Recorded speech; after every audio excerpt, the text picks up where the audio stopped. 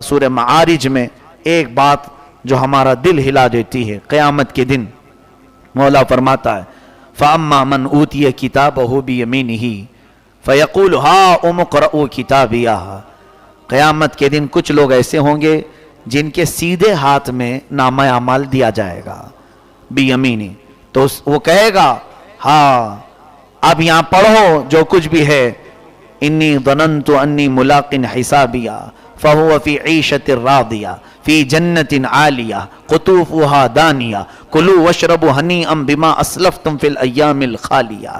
یہ پورا نامہ اعمال سیدھے ہاتھ میں دیتے ہی اسے کتنی بشارتیں دے دی گئیں کہ کیا میں تمہیں نہیں کہا تھا کہ قیامت کے دن تجھے میری ملاقات ہوگی، جا اب عیش کی زندگی گزار۔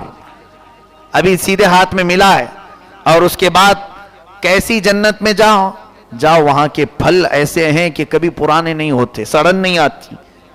کلو وشربوا ہنیئا، خوب مزے لے کر کے کھاؤ اور ہمیشہ ہمیشہ جنت میں رہو۔ وَأَمَّا مَنْ أُوتِيَ كِتَابَهُ بِشِمَالِهِ، اللہ فرماتا ہاں جس کے بائیں ہاتھ میں پکڑایا گیا، فَيَقُول يَا لَيْتَنِي، فَيَقُولُ يَا لَيْتَهَا كَانَتِ الْقَاضِيَةَ وَلَمْ أَدْرِ مَا حِسَابِيَهَا يَا لَيْتَهَا كَانَتِ الْقَاضِيَةَ۔ وہ کہے گا اے کاش یہ حساب کا دن نہیں ہوتا تو کتنا اچھا ہوتا۔ ما اغنا عنی مالیہ ہلک عنی سلطانیہ، ساری چیزیں میری دور ہو گئیں، آج نہ میرا مال مجھے فائدہ دے پایا، نہ میرا مقام دنیا کا، نہ میرے مرتبے، میری پوسٹیں، کچھ نہیں۔ یہاں پر جو لوگ یہ سمجھتے ہیں میں کسی بڑی پوسٹ پر ہوں، ان لوگوں کو ایک مفسر نے بہت اچھے انداز میں سمجھایا ہے۔ انسان کی ایک فطرت ہے، جب بڑی پوسٹ پر ہوتا ہے تو سوچتا ہے میں سب کر سکتا ہوں۔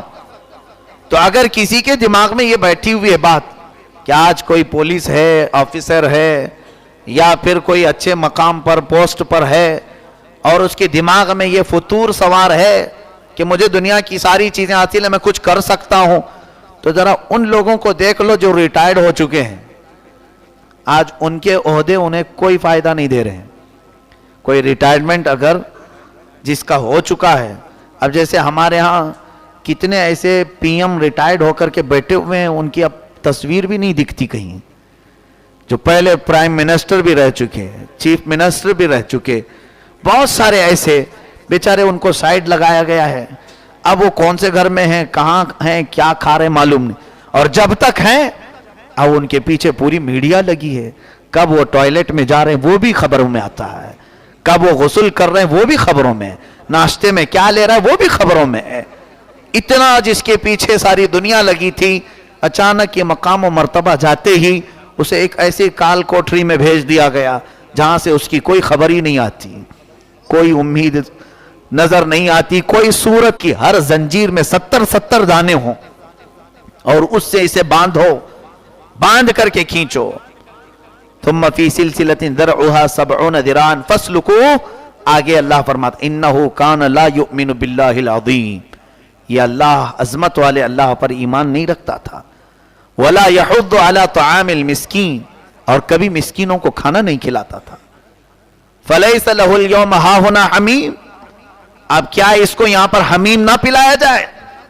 حمیم وہی گرم پانی کھولتا ہوا جہنم کا۔ اللہ تعالیٰ نے یہ پورے مجرموں کی کیفیت بیان کی۔ آخر سورہ مدثر کی ایک بات سن لے، اللہ تعالیٰ فرماتا ہے جہنمیوں کو کھینچ کر جب ڈالا جا رہا ہوگا، یہ بہت پتے کی بات کر رہا ہوں، سب کے اپنے فائدے کی بھی، جب جہنمی پہنچیں گے آپس میں ایک دوسرے سے پوچھ رہے ہوں گے تو کیوں آیا، تو کیوں آیا۔ جیل میں قیدی پوچھتے ہیں ایک دوسرے سے تو کیا جرم کیا تھا جو آج تجھے جیل ہو گئی۔ قیامت میں بھی یہی ہوگا۔ عن المجرمین یتساءلون، مجرمین جو ہے آپس میں سوال کر رہے ہوں گے ما سلککم فی سقر، اس سقر یہ بھڑکتی ہوئی جہنم میں کیسے تو پہنچ گیا، کس چیز نے تمہیں یہاں ڈال دیا۔ وہ سب سے پہلے کیا جواب دیں گے، سنو کان کھول کر، قالوا لم نک من المصلین، کہیں گے ہم نماز نہیں پڑھتے تھے اس لیے ہمیں ڈال دیا گیا۔ سب سے پہلے جو جہنم میں گریں گے لوگ وہ بے نمازی ہوں گے، سب سے پہلے جو دوزخ میں ڈالے جائیں گے۔ اکثر لوگوں کو نماز ترک کرنے کی وجہ سے دوزخ میں ڈالا جائے گا. یہ سورہ مدثر کی آیات میں بتا رہا ہوں. اگر قرآن پر تمہارا یقین ہے تو نمازیں آباد کرو, یہ ورنہ بعد میں بہت خطرہ بڑھ جائے گا. اور حضور پاک صلی اللہ علیہ وسلم فرماتے ہیں جو نماز میں پاس ہو گیا سارے معاملات میں پاس ہو جائے گا, اور جو نماز میں پھنس گیا پھر اس کی ہر چیز نکالی جائے گی باہر, ہر چیز. اور نماز جس کی برابر تھی بہت ساری چیزیں اللہ تعالیٰ اس کی چھپا دے گا, اس کے عوض وہ بھی چھوڑ دو, اس کو معاف کرو معاف کرو. لیکن نماز میں جو پھنسا ہے بہت ساری چیزوں میں پھنس جائے گا. آگے اور سنیے وہ کیا کہیں گے, قالوا لم نکن من المصلین ولم نکن نطعم المسکین, اور مسکین کو کھانا بھی نہیں کھلاتے تھے ہم, اس لیے ہمیں دوزخ میں ڈالا گیا ہے. یہ چیزیں دیکھیں, نماز کے بعد مسکین کو کھلانے کا بھی ذکر ہے. اور جو اس طرح غربا اور مساکین کی طرف توجہ نہیں کرتا وہ یہ مت سوچے کہ میں اپنا کھا کر کے آرام کر رہا ہوں, باقی کوئی دوسرا کہیں پر بھی جائے, ان لوگوں کی بھی قیامت کے دن پکڑ ہے. وَكُنَّا نَخُوضُ مَعَ الْخَائِضِينَ, اور ہم جو ہے غفلت میں تھے, دھوکے بازوں کے ساتھ ہم بھی دھوکے میں پڑے ہوئے تھے. وَكُنَّا نُكَذِّبُ بِيَوْمِ الدِّينِ حَتَّى أَتَانَا الْيَقِينَ, اور ہم قیامت کا انکار کرتے بیٹھتے تھے, کہاں کب آئے گی دیکھا جائے گا, بولتے رہتے. حَتَّى أَتَانَا الْيَقِينَ, یہاں تک کہ یہ آ ہی گئی.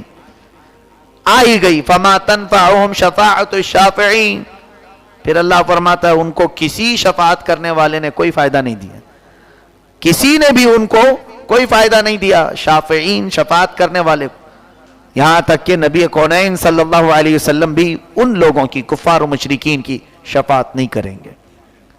عزیزان گرامی, نماز کے سلسلے میں بیداری کی ضرورت ہے. آج جتنے ہلکے سے ہم لیتے ہیں نماز اتنی ہلکی, یا اس کو یوں نہ سمجھ لو کہ ہمارے بزرگوں کی ایک پرمپرا ہے, ڈیوٹی ہے, رسم ہے, رواج ہے, دیندار لوگ پڑھتے ہیں, اب بڑے بزرگ پڑھتے ہیں, ہم تو جوان ہیں, ہم کو کیا ہے مسجد جانے سے. جس طرح تمہارے لیے کھانا پینا اور سونا ضروری ہے اسی طرح تمہارے لیے نماز وقت پر پڑھنا بھی ضروری ہے. ایک بزرگ سے ایک عورت آ کر پوچھتی ہے, میں اپنے بچوں کو نماز کے لیے اٹھاتی ہوں لیکن اٹھتے نہیں, کیا کروں؟ انہوں نے کیا فرمایا کہ خاتون, اگر تیرے گھر میں آگ لگ جائے, تیرے بچے سو رہے ہوں, تو کیسے اٹھائے گی تو ان کو؟